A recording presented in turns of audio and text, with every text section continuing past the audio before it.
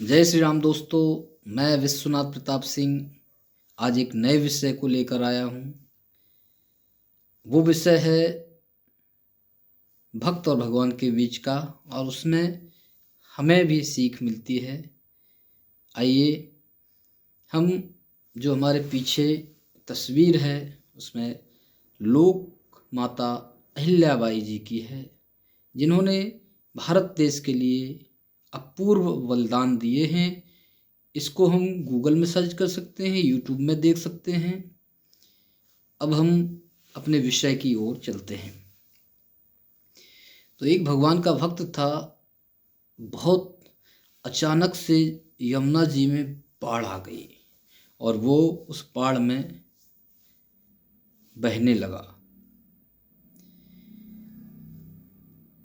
बाढ़ में आगे बहते बहते जब वो मछुआरा जो नाव के साथ था उसने कहा, भाई साहब आइए मेरी नाव में आ जाइए, मैं आपको सुरक्षित कर देता हूँ। उसने कहा, नहीं नहीं, मुझे तो भगवान बचाने आएंगे।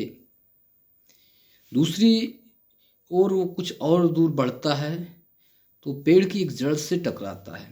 विचार आया कि मैं जड़ पकड़ लूँ, बच जाऊँगा, लेकिन उसने कहा, नहीं नहीं, मुझे तो भगवान खुद ही बचाएंगे जब मैं उनका भक्त हूँ।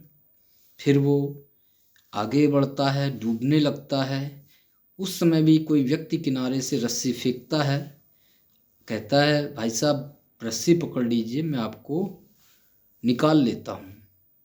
लेकिन वो टस से मस नहीं हुआ, उसकी श्रद्धा भगवान में थी।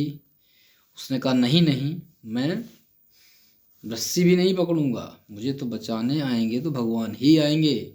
और अंततः उसकी मृत्यु हो जाती है। भगवान के पास जाकर वो बहुत नाराज होता है कि आप बचाने क्यों नहीं आए।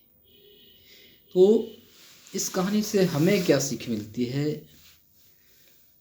जैसे कोई हमें अच्छे विचार प्रदान करता है तो उन विचारों से हम अपने जीवन को बदल सकते हैं। कोई अच्छी संगति है, अच्छे मित्र हैं, उनके साथ से हमारे विचार भी ऊपर उठ सकते हैं, उससे हम सफलता को प्राप्त कर सकते हैं। इसी के साथ हम डायरेक्ट जो बड़ी सफलता उसको हासिल करना चाहते हैं, हमें ये छोटी छोटी जो सफलताएं हैं उनको प्राप्त करना चाहिए। अंततः हमें बड़ी सफलता मिल ही जाएगी।